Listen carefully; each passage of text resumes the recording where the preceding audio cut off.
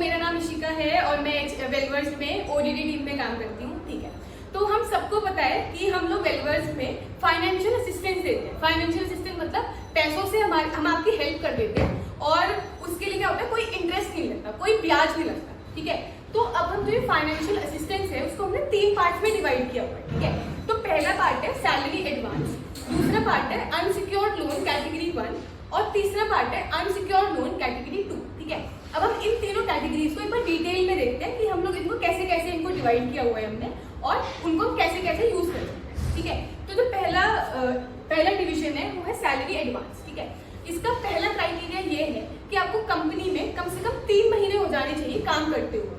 For example, अगर आपकी hiring जनवरी में हुई है तो आपको अपना एडवांस अप्रैल के महीने से लेना स्टार्ट कर सकते हो। ठीक है, तो ये पहला क्राइटेरिया है और अप्रैल से आप अपना स्टार्ट कर सकते हो। इसमें अगर कोई इंटर्न है या फिर कोई कॉन्ट्रैक्चुअल बेसिस पे मतलब टेम्परेरी बेसिस पे कोई एम्प्लॉय आया है तो ये वो उनके लिए नहीं होता है, ये सिर्फ हमारे परमानेंट एम्प्लॉयज के लिए है। ठीक है, तो इसमें हम ये देख लेते हैं कि कितना अमाउंट हम मैक्सिमम निकाल सकते हैं। ठीक है, तो हम मैक्सिमम x - 3 डेज की अपनी सैलरी निकाल सकते हैं। ठीक है, एक बार इसको डिटेल में देखते हैं कि इसमें x क्या है और -3 डेज क्या है। ठीक है, तो x है कि हम कितने दिन उस महीने का काम कर चुके हैं। ठीक है, फॉर एग्जाम्पल आपने अपना एडवांस का रिक्वेस्ट बोला हमें कि आप 10 तारीख को आपको एडवांस चाहिए। ठीक है, तो ये x होगा 10 कि आपको कंपनी में 10 दिन हो गए हैं काम करे हुए, तो अब अपना जो एडवांस है वो x - 3 मतलब 7 दिन का, मतलब आप 7 दिन की सैलरी अपनी हमसे निकाल सकते हैं पहले, मतलब महीने के आखिरी में ना लेके आप 7 दिन की सैलरी हमसे पहले ले लेते हैं। ठीक है, तो उसके लिए जो डॉक्यूमेंटेशन होता है वो बेसिकली ये होता है कि फाइनेंशियल असिस्टेंस फॉर्म होता है जो हम आपको बनाकर देते हैं, आप उसको साइन करो, अपना अंगूठा लगाओ और उसके बाद आपको 2 दिन के अंदर वो अमाउंट क्रेडिट हो जाएगा। तो ये तो था सैलरी एडवांस जो आपने समझा। अब एक बार समझते हैं अनसिक्योर्ड लोन कैटेगरी 1 क्या होता है। अब कभी कभी जो अमाउंट या जो पैसा हमको चाहिए होता है वो हमारी सैलरी से, जो महीने की सैलरी होती है उससे ज्यादा होता है, तो उसके लिए एलिजिबिलिटी क्राइटेरिया मतलब आप कैसे अवेल कर सकते हैं। सबसे पहले आपको 12 महीने मतलब 1 साल कंपनी में काम करते हुए हो जाना चाहिए, तो ये भी परमानेंट एम्प्लॉयज के लिए ही है। आपको कम से कम 1 साल कंपनी में हो जाना चाहिए। और आप कितना लोन ले सकते हैं, मतलब ऐसा 18% अपनी सालाना इनकम का, पूरे साल की इनकम का 18% आप लोन ले सकते हैं। इसका एग्जाम्पल, अगर किसी की सालाना इनकम 1,90,000 है तो आप 18% उस इनकम का ले सकते हैं। 18% कितना होगा, अप्रोक्सीमेटली 36,000 कुछ होगा, उतना आप ले सकते हैं।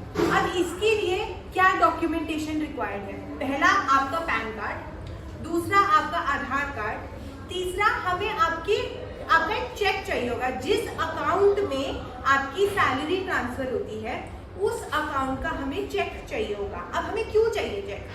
मान लो कि आप किसी महीने को अपनी जो इनकम है मतलब अपनी जो किस्त है वो नहीं भर पाते हैं, तो हमारे पास आपके बैंक का चेक होगा जिससे हम वो इनकम निकाल सकते हैं, वो किस्त निकाल सकते हैं और उस चेक पे लिखा होगा कि मैक्सिमम हम कितना अमाउंट, मैक्सिमम हम कितने पैसे निकाल सकते हैं उस अकाउंट में से। ठीक है, उसके अलावा 3% आपका प्रोसेसिंग फी कटेगा, मतलब 18% का अगर आप लोन लेते हैं या जो भी अमाउंट हो वो 18% के अंदर होना चाहिए। 18% का अगर आप लोन लेते हैं तो उसमें 3% का आपका प्रोसेसिंग फी कटेगा, मतलब डॉक्यूमेंटेशन फी कटेगा, तो 15% आपके अकाउंट में क्रेडिट हो जाएगा। ठीक है, अब ये भी एक फाइनेंशियल असिस्टेंस फॉर्म होगा जो हम भरेंगे, आप साइन करेंगे, अंगूठा लगाएंगे और 3 दिन के अंदर ये अमाउंट क्रेडिट होगा। ठीक है, इसके अलावा एक और कैटेगरी है अनसिक्योर्ड लोन कैटेगरी 2। अब इसमें क्या होता है कि कुछ अमाउंट होगा जो शायद आपके 18% सैलरी में नहीं फॉल करता हो, वो ज्यादा हो। ठीक है, तो उसके लिए हमारे पास कैटेगरी 2 है। अब उसके लिए क्या क्या डॉक्यूमेंटेशन चाहिए? पहली बात तो आपको कम से कम 1.5 साल हो जाना चाहिए कंपनी में काम करते हुए, तभी आप एलिजिबल हो।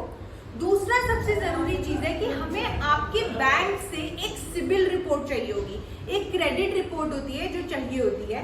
ठीक है, वो मिलने के बाद ही हम आगे प्रोसेस शुरू कर सकते हैं। पहले हम चेक करेंगे कि जो आपका अमाउंट है वो 36% में फॉल कर रहा है या नहीं कर रहा है। उसके बाद आगे का प्रोसेस स्टार्ट होगा। इसमें भी पहला पैन कार्ड चाहिए होता है, दूसरा आधार कार्ड चाहिए होता है, तीसरा हमें आपके घर में आपके मम्मी पापा, आपके बहन भाई, आपके हस्बैंड वाइफ जो भी है उनके 2 लोगों के नंबर चाहिए होते हैं और वो एज गारंटर्स, मतलब वो गारंटी लेते हैं कि अगर आप हमें किस्त नहीं भर पाते हैं तो वो लोग आपकी जगह में किस्त भरेंगे। एज गारंटर्स हमें 2 लोगों का नाम चाहिए होता है। एक बार सारा वेरिफिकेशन हो गया, उसके बाद अगेन हमको चेक चाहिए होगा, ठीक है, उस पर भी हम मैक्सिमम अमाउंट लिखेंगे, आपका साइन लेंगे, ठीक है।